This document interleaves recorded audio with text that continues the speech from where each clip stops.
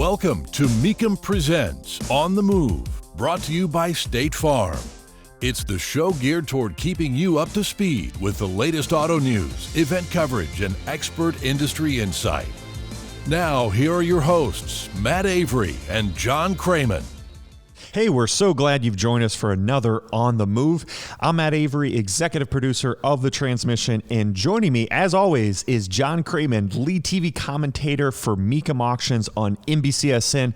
John, today's show is all about a special event called the Dream Ride Experience. Goes all the way back to 2001, Matt, where the vision of one guy, Michael Bizzuto, is the CEO of Bizzuto's Incorporated. They're a wholesale grocer supply company out of the Northeast, and he had a vision to be able to help Special Olympics, and it has grown to be one of the largest automotive events in the Northeast. Let me give you some ideas of what's happening. Started with about a dozen participants, now literally in the thousands.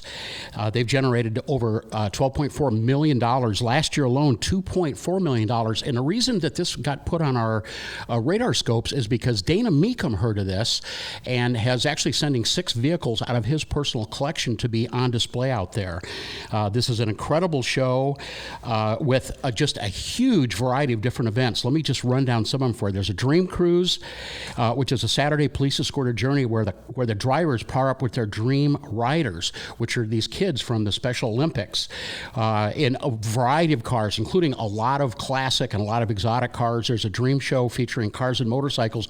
That culminates on the final day, Sunday, with what's called the Dream Ride, where they take a motorcycle tour through the Connecticut countryside, keeping in mind everything is to benefit the Hometown Foundation. It's going to be an incredible 3 days here in August, and something, honestly, I had never heard of, and now that we've learned a little bit about it, getting very, very excited about to see the kind of success that they have in this year's event. Well, John, we'll get all the details because coming on the show, we have Jamie Hughes, the relationship manager for the Hometown Foundation. And fun fact about Jamie, she was Miss Connecticut 2018, so it'll be really interesting to hear about how she transitioned to get involved with the Dream Ride Experience. Joining us also is Dean Cusano, who is the lead judge for the show, and he's also president and CEO of Motor Cars Inc., a longtime sponsor of the event. So a lot of great conversation ahead, but before we get there, let's give listeners an update about the Mecum schedule for the rest of the year. Well, we've got news on some cancellations. No surprise that the Louisville and Chicago auctions have been set aside, but no worries, Mecum fans. There's a lot of great auction coverage right here in the Midwest and also extending out well beyond that. All fit a similar profile. They're all 3-day auctions. They all have 1,000 entries scheduled. We're going to kick that off with Kissimmee Summer Special. That's August 27th through the 29th. Then we head to Dallas, October 15th through the 17th. The Indy Fall Special, all looking forward to that. That's October 29th through the 31st. Las Vegas, November 12th through the 14th, and then finish up the year down in Houston, a postponement from our April auction, running December 3rd through the 5th, and of course plenty of great coverage of those auctions on NBCSN as well. And speaking of coverage, there's some upcoming race coverage that involves one of our former podcast guests, Sage Karam. Yeah, glad to report the 104th running of the Indianapolis 500. Sage has made the event. He's in the 33 qualifiers for the big race, and of course that's going to be Sunday, August 23rd. Coverage starts on NBC at 1 p.m. Eastern Time, and of course Sage will have that number 24 car running strong under the banner of DDR Racing. Sponsors Wix Filters and Mecum Auctions. We wish Sage and the entire team the absolute best. We know there's no spectators at the Indianapolis 500 this year, but there'll be great television coverage, and I will be tuned in, flag to flag, Matt. Now, John, out on the digital newsstands, there is a brand new copy of the Mecum Monthly, the September edition. I heard that your column had a connection between a muscle car from Buick and the Doors. What's the story? Yeah, it's an interesting tie-in, Matt, where we've got a definite connection between Buick and specifically the performance division of Buick and a very popular rock and roll group from the 1960s. The Doors had a mega hit, Light My Fire, and Buick decided that they wanted to kind of tie that into their promotional campaign, pop culture being a big part of promotion promoting things back in that time period, just like it is today. And anyway, 3 of the 4 band members were contacted by Buick about the approval to use Light My Fire as a promotional campaign, and they all agreed. Now, Jim Morrison, the lead singer, was still in Europe at the time and was not available to be reached. The guys thought, yeah, he'll be cool with it. Well, come to find out that he was not cool with it. Upon his return, he put his foot down on it. Buick did use a slightly modified version as part of their campaign, and tying in also with the Buick GSX, the top performance option package available for 1970, kind of the ultimate Buick muscle car of all time. So it's an interesting story. Had a lot of fun recalling those memories from way back in the day, and hopefully listeners are going to enjoy it. Now, from your end, for the past month or so, you have been like preoccupied and fascinated with a special boat by a legendary Italian auto manufacturer. Lamborghini has come out with a boat, and you wrote your column about that. Give us some details. Yeah, they have. I'm pretty excited about it. You know, I like it when automakers in particular kind of think outside the box and kind of go beyond their comfort zone. And that's the case here, where Lamborghini has partnered with the Italian Sea Group, a luxury yacht manufacturer, to kind of celebrate an anniversary, but in a weird way, they're not. So what I mean by that is Lamborghini was founded in 1963. So obviously that year means a lot. This year doesn't have any particular connection with it. It's not a milestone anniversary per se, but that's not stopping Lamborghini from doing some celebrating. So the project is called Technomar for Lamborghini 63. That's the name of this limited edition yacht. It's a 63-foot boat, and that's a big one. That's a big one, John. 63 will be made, so you can see there's a little bit of a connection there, harkening back to that 1963 founding. Powering this is a pair of 2,000 horsepower each V12, so a total of 4,000 horsepower. Top speed is 70 miles per hour out on the water. And get this, John, each one costs several $1 million. So really a fun project, available in a lot of fun colors. And one of the things that I was most impressed about this project that Lamborghini is doing is that a lot of these, this is kind of becoming common actually, is for a lot of these luxury automakers to kind of do these bespoke projects that cater more to their customers that have other interests besides automobiles. So it kind of makes sense, but I will say this is one of the better ones about actually incorporating design influences from the road-going cars into the vessel. So I really like that about this. There's a lot of those sharp, iconic Lamborghini angles and trapezoids in the boat. So when you see it going down, not the road, of course, but when you see it going down the marina or the channel, you know, I think there is going to be a lot of people spotting it as something that could definitely be from Lamborghini. Well, remind listeners that Mecum.com for a look at the current issue of Mecum Monthly with both my column and your column, and much more great content. Hey, remember last week we kind of did a tribute to the small block Chevy, that venerable V8 that debuted in 1955, over 100 million had been built and still in production today. Since that time, guess what happened? Chevrolet announced just in the past week, since we did the article, that they're coming out with an all-new 350 cubic inch crate engine, not necessarily a performance engine, but as a replacement engine, utilizing all brand new parts. So the legacy of the small block Chevy continues with that platform, again dating all the way back to 1955, in a current generation that's a replacement bolt-in engine for a variety of vintage Chevrolet vehicles. Pretty cool that maybe they heard us on the podcast and decided to get this thing going for another 60 years. Yeah, absolutely. Well, and that makes sense, John. As we talked about, you and I both came to the conclusion that that could be the most significant engine of the modern age. And it's good to know that it'll be available for many years to come. As we talked about, it is the go-to power plant for a lot of vehicle upfitting. Well, and a go-to car for a lot of us, myself included, was the Ford Fusion. My wife and I bought a brand new one back in 2015. It's a keeper. We love the car. At that time, it was one of the hottest segments. The midsize sedan market was hot. In fact, reached its peak in sales in 2014. But we have learned that the Fusion is officially over. The last date of production was Friday, July 31st, after a great run. And that leaves Ford Motor Company, Matt, with two passenger cars under the Ford umbrella, the Ford Mustang and the yet-to-be-released Ford Mustang Mach-E, all electric. All other Ford sedans are now in the history books. That's says a lot. Well, John, you've owned the car for a number of years now, so that's a ton of seat time. What are some of the impressions and takeaways that you found so far? I remember the first of the new generation Fusions I saw in 2013 going down the road, and with its Aston Martin inspired front end. Ford, of course, was involved with Aston Martin for a long time, so I think they borrowed a little bit of that styling, and it really turned my head. But what I really like about that car the most, Matt, is just the driving characteristics. The car is just so well planted, the chassis, the brakes, the handling. For an affordable midsize sedan, the car really has got an upscale feel to the design. We're disappointed the car's going away, but we've only got about 45,000 miles on ours, so we got a lot of years left in it. Now, John, we also have some news about another Ford vehicle possibly going away. Some rumors are out there that the GT350 also might be nearing the end of its production run. Yeah, and I'm going to predict that it probably will, Matt. No official word from Ford yet, but it looks like we may be hearing that fairly soon. Keep in mind that the original GT350 debuted in 1965 and ran through 1970. Now, that is 6 model years. The reincarnated GT350 came out in 2015, and if it goes away after 2020, that would also be another 6-year production run. The presumed replacement will be the new Mach 1, which will be debuted for the 2021 model year. So it's been a good run for the GT350, both in a standard and an R model.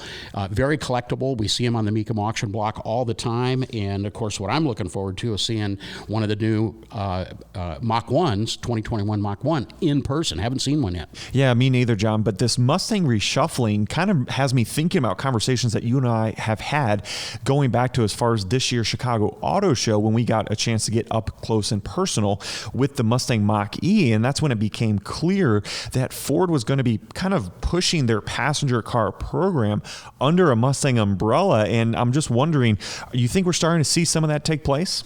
I really do. I think what we're going to see going down the future is that Ford is going to use the Mustang name for virtually all variants of their passenger cars. If they do that, will it be controversial and radical? Yeah. But I think more and more all of us that are old school car guys are getting more and more used to the evolution of things. Certainly electric cars are going to be a big part of our automotive future, and the way that those cars are branded and marketed are also it's going to be important for the success.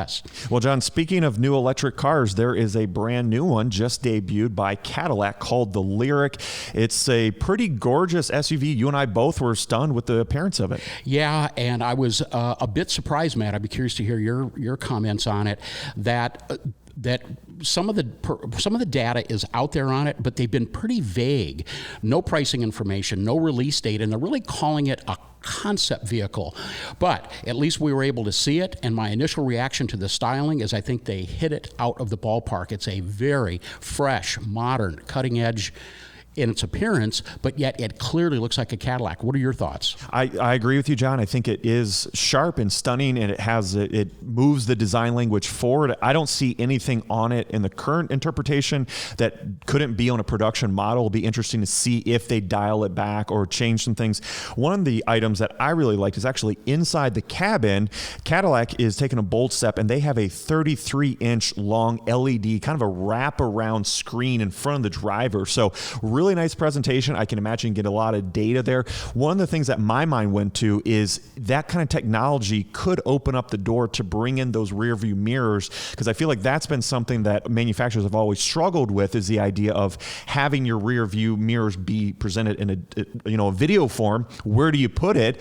The center clusters, as they typically are, too small. Now with 33 inches, plenty of room for that. Yeah, I'm going to predict we're still probably a couple of years out from seeing that hit. And sort of tying in with that was Mary Barra, the president of General Motors, has come out and said that GM is working towards an all-electric future. That is really a bold statement, but her perspective is the future, and of course there's no timeline to find. We're not talking about tomorrow, and we're probably not even talking within the next 5 years. I think probably it's a 10, maybe to 20 to 30 year plan, but certainly electric vehicles becoming more and more part of the automotive landscape. I'm especially curious about the Cadillac to find out what that's going to be priced at. I'm going to say that new LYRIQ probably going to be in the $100,000 range. Well, it certainly looks the part, John. And the other number to keep in mind is 300, as that's what Cadillac has said is the expected range of the vehicle. But I have to wonder if we're still looking at a year or even 2 years out, 300 miles of range doesn't sound like a lot. And I just don't know if that's going to be competitive when and if this thing comes to market. I think that's a really good question, and we are definitely going to be keeping an eye on that. You know, tying in with the automotive theme going electric is also the autonomous equipment and features, and that seems to have kind of lost a little bit of the headlines. But we did get a little bit of news this week from the AAA organization where they did independent testing of what they're calling driver assist technology. These are not full automatic driving vehicles, and specifically from BMW, Cadillac, Ford, Kia, and Subaru. And their conclusion is the existing systems need work. They had made the observation that driver intervention, in other words, taking over the controls, was required on an average of about every 8 miles in driving. And their recommendation to the manufacturers is you've still got some time to go. So with the advancement that we see of electric vehicles seem to be moving forward, I think that we've got probably a longer lead time before we have full self-driving vehicles. Well, and if this season of quarantine and social distancing has taught us anything, John, it's that people still like driving. Few things can compare to getting behind the wheel of your favorite car and logging some miles, just you and the road. And it seems like people still love doing that. Well, and I think you make a very good point, and we could tie that in also with why manual transmissions are so sought after today. And it's the fun to drive factor, the control factor, and certainly the electric vehicles without transmissions are never going to have a manual transmission option, but certainly being able to continue to drive these cars. I have driven some of the electric cars, specifically Tesla Roadster and some of the Tesla sedans, and I have to say it is a very engaging, enjoyable driving experience. The off-idle, they don't really have an idle, but we'll call it the off-idle response, and the instantaneous torque is intoxicating. Mecum Auctions is proud to bring you On the Move with Matt Avery and John Craman. For more on the world of collector cars, head over to Mecum.com. Now let's get back to the show. Well, we are so excited to have Jamie Hughes and Dean Cusano of the Dream Ride Experience join us today. Guys, thanks so much for stopping by. Thank you guys for having us. We're excited to be here. Thank you very much, you guys. It's great to talk to you. Let's start by looking at the Hometown Foundation, as that's really where this car show originated from. What's the mission of the foundation? Well, our Reader's Digest version is our foundation is the Hometown Foundation, and we have 5 pillars of charity that we fundraise year-round for. We have year-round programs and signature events to benefit our 5 pillars, which cover animal welfare, emergency response personnel, individuals with intellectual disabilities or who are in need, major illness, and the military. So the benefit to us is we cover a lot of passionate areas, and we give our sponsors, partners, and our volunteers to, choose which pillar aligns with them the best. So walk us through, what is the Dream Ride Experience? So for people who haven't been to the Dream Ride Experience, in its traditional format, it is a weekend-long event that truly brings together all 5 pillars of our foundation. We have animals, we have emergency response, we have Special Olympics there, individuals with intellectual and developmental disabilities, we support our military, individuals who have suffered a major illness. All 5 pillars of our foundation are represented in this year-long movement that comes together for a weekend event. So what does Friday and Saturday and Sunday look like? We have, obviously it's different this year, but to let people know what it's usually like, not in our modified format, athletes and participants come from around the country and around the world. We have a vendor village. We have our police departments and fire departments from, across the country. We have a fireman chili cook-off. We have canine obstacle courses. We have police departments who compete from across the country. We have pet adoptions. We have a vendor village. We have a car show, a motorcycle show, a motorcycle ride, and a car cruise. And we have live entertainment. It's kind of like a world fairs, or as some of us also like to say, it's like the family reunion that you don't want to miss. And I know that's the Reader's Digest version, but that's how it is in our traditional format. This year, we have modified a lot of our event to be on a much more smaller scale than our traditional format to keep the health and safety of our guests and attendees who are able to come. Safety, their safety is our priority. But I know my favorite part of the whole weekend is the Dream Cruise. And normally we have athletes that get in our cars, but I think Dean can talk about some exciting things we're trying to do this year with the cruise. Yeah, so this year we have a modified version, so it won't be the Dream Cruise as we know it, but let's talk about what we've had in the past and what we're going to have next year. So where else do you have 400 to 500 supercars in a line? The athletes show up in air-conditioned buses, and we have an athlete for each car. Everybody's assigned an athlete, and that cruise leaves all at once. It's televised, and it's all broadcasted. And those athletes get to drive a 17-mile loop in these supercars through the beautiful hills of Connecticut.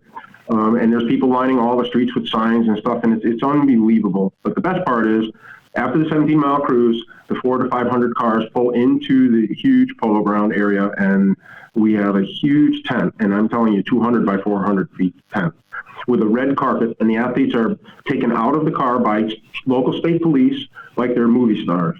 And they come down the red carpet, a literal red carpet with music playing, and they go up on the stage and they become announced, and they get handed a beautiful trophy or a lanyard. And, for a little bit of time, and actually for the whole day, but for that particular time, they are the reason why everybody's there. It's an equal ground for them, and they absolutely love it. You have to see it. It's something you really need to experience. The Dream Cruise is really, really special. And then the 400 or 500 cars create an amazing car show, or I should say a pre-car show, because the Dream Show is the following day. And the athletes, they get to know the people in the car, and that's the main thing. So many people stay tuned with these athletes, and they talk to them all year long. They answer sometimes private questions. They become friends, pen pals, whatever you want to call it. And everybody, the next year, they see their athlete from the year before. It becomes a huge family. It's kind of a movement if you can see how it evolves. So the Dream Cruise is really, really important. What we're going to do this year in the modified version is, of course, the athletes can't go in the cars. But we've arranged to have a big, huge Jumbotron with athletes on the Jumbotron where they can see the cars go by. And, we're going to make our best to try to make it feel like they're there. It's just a phenomenal day. The Dream Cruise on Saturday, the Dream Show on Sunday. One thing I wanted to say, Matt and John, is that, this is for everybody, and the website is very easy to register for this. And if you're nearby, absolutely go on the website and check it out. You can be in either the cruise or the show, and I'm sure if you do it once, you're hooked.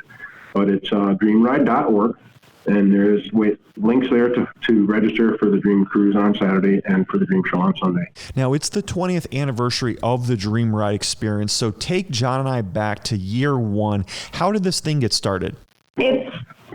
I'll let Dean take that one. Well, 20 years ago, it started out as a motorcycle ride. A bunch of passionate motorcycle riders were just together and trying to do good, and found a good cause that they wanted to promote. And it evolved through the years to an actual cruise and an actual show. Starting, the cruise is on Saturday and the show is on Sunday, and the Dream Ride experience is the whole weekend. But it's really a whole year's worth of work. There's quite a few people that pour their heart and soul into this event, into this weekend, and it's become my life, and it's become everyone's passion. It's really something you really need to experience. I don't think those motorcyclists 20 years ago, when it was a lot of guys with a lot of good hearts, and women as well, they went on a motorcycle ride to raise money, and I don't think they had any idea what it was going to grow to 20 years later. Yep, and we have our own location now, where we know every year it's going to be in the same place. It's absolutely gorgeous, in the middle of beautiful fields in the hills of Connecticut, polo fields all around, and horses, and that's just just a bonus, but the field is dead flat. You could fit over 1,000 cars on there at a show. Last year we had a circus, petting zoo, just so many different things going on. The athletes are just so overwhelmed. It's like Christmas for them. It's a fantastic weekend. Dean, you mentioned the word athletes. Fill us in and our listeners in on exactly what you mean about athletes, because really, when this extravaganza boiled down to its essence, it's really all about these athletes. Well, that's because of me, because how Jamie mentioned earlier that everybody can pick their passion because the Hometown Foundation does so many good things for so many different people. Well, my passion is absolutely unified sports and the Special Olympic athletes. I try to make it to as many unified sports events as I can. Unified sports is where children in high school or after high school get directly involved with the Special Olympic athletes and showing them sports and mentoring them, bringing them to different basketball games, croquet, anything the athlete wants to do, tennis. It gives them training, social skills, as well as physical movement. And I love the Special Olympics part of it. And that is just my passion. So exactly what you said, the Hometown Foundation does so many good things. You pick your passion and you go with it. The reason why I'm more involved with the Special Olympic athletes is because I involve them in the show directly. They get to pick cars. They know more about cars than half my judges. I have 17 of the best judges in the country, and so many of us have become friends. We keep in touch. A lot of these athletes don't have a lot of social interaction, and so this is their outlet. And so that's why I always defer to Special Olympic athletes. And in the cruise, the Special Olympics athletes go on the cruise. You can't imagine how much fun that is on Saturday. And they'll give you a run for their money too. They know so much about these cars. And they ask the right questions, and then we have 13 judged classes, and it's a very diverse group of classes. And, the athletes are directly involved in walking through the field. Some people remember the athletes, know them by name, keep in touch with them because they drove with them in the cruise. It's an excellent atmosphere. Don't adjust that dial. On the Move, we'll be right back. Our program is proudly presented by Mecum Auctions, the world's largest collector car auctions. Now back to Matt and John. We are back with Dean and Jamie from the Dream Ride Experience. And I've got a question regarding the size of the event. That would be attendees, cars, motorcycles, and maybe more importantly, the dollar amount hoped to generate from this year's show. It's funny. The target is always more than last year. And luckily, over the 8 years I've done it, that's always been the case. This year might be a little different, but we'll make up for it next year, I'm sure. But there's so much room, and the facility is so huge that last year it felt like we almost filled it. It was amazing. I started to panic around 10 o'clock because we had 4 lines of cars coming in faster than we could count them. And like I said, we're way up over 1,000, 1,500 cars, and we were really getting nervous there. And that's for the car show on Sunday. So far as the motorcycles, there's 2 days for the motorcycles because they can come on Saturday and they do a cruise, a motorcycle cruise on Sunday morning too. So Jamie, how many do you think? A couple, 3,000 motorcycles? I think around 3,000 sounds right. There's too many to count almost. It's an incredible thing to hear 3,000 motorcycles start up and take off down the road. And, the road is all lined with people and athletes and everybody cheering them on.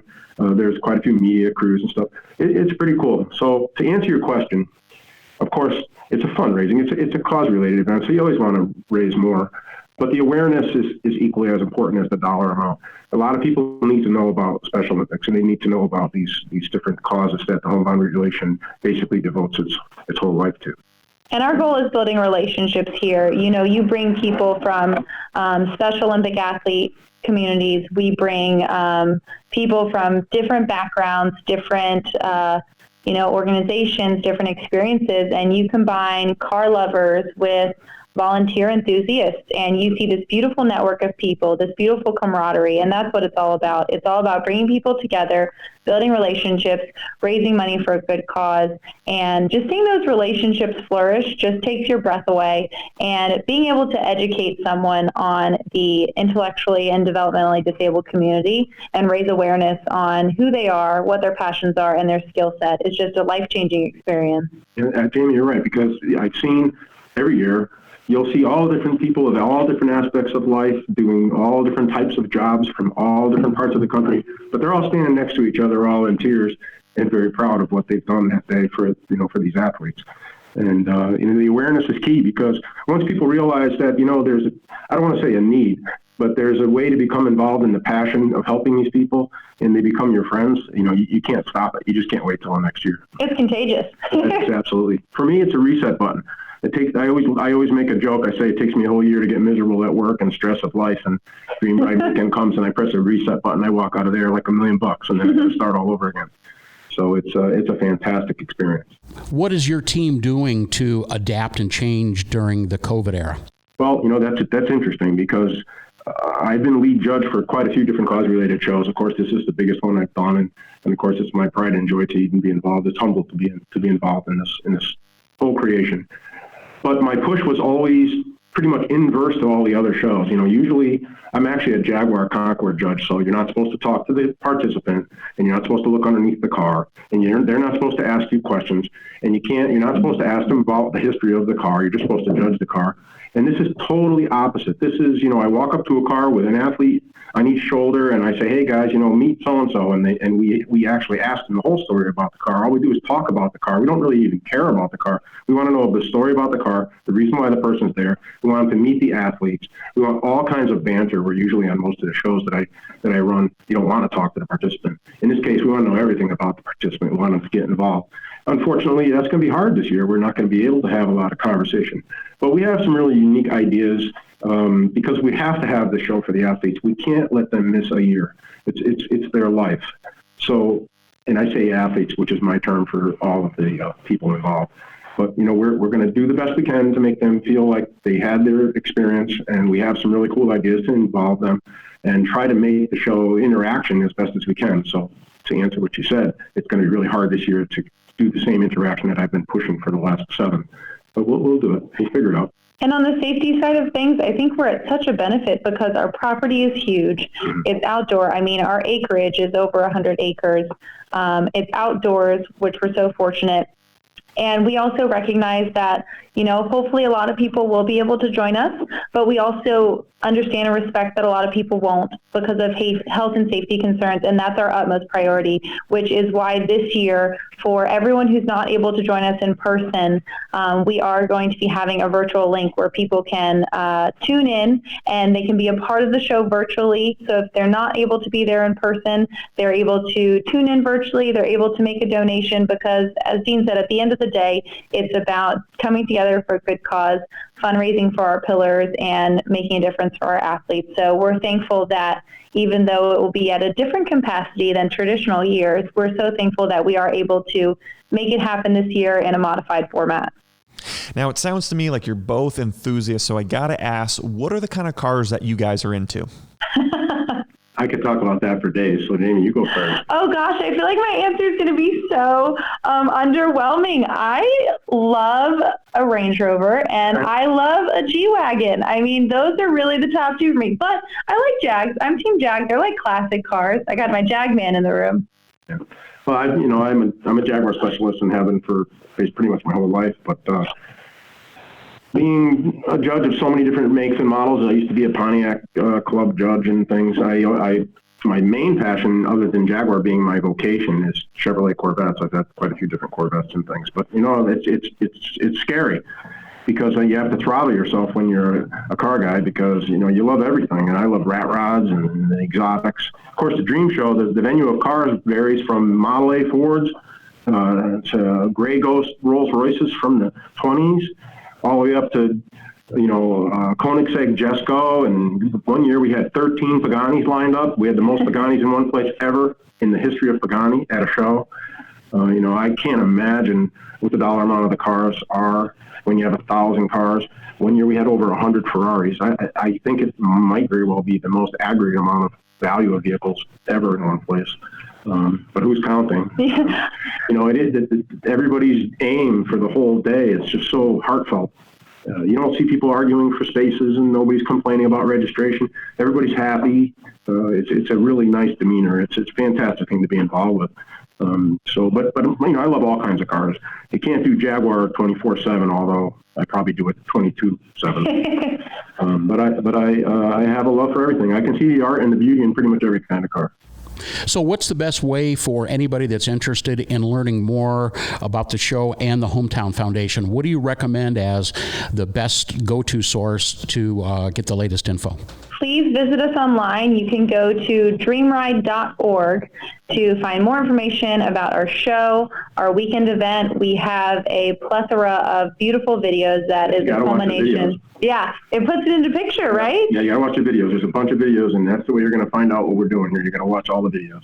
Follow us on social media. We're on Instagram, DreamRideEXP, and you can also, our DreamRide website does link straight to our hometownfoundation.org website. And like we said, all of this is to benefit our foundation and our Dream Riders, our Special Olympic athletes, bringing the community together. So participation at any capacity is always, always appreciated. And we cannot thank, our sponsors, our supporters, our volunteers, our community partners. It is truly an effort.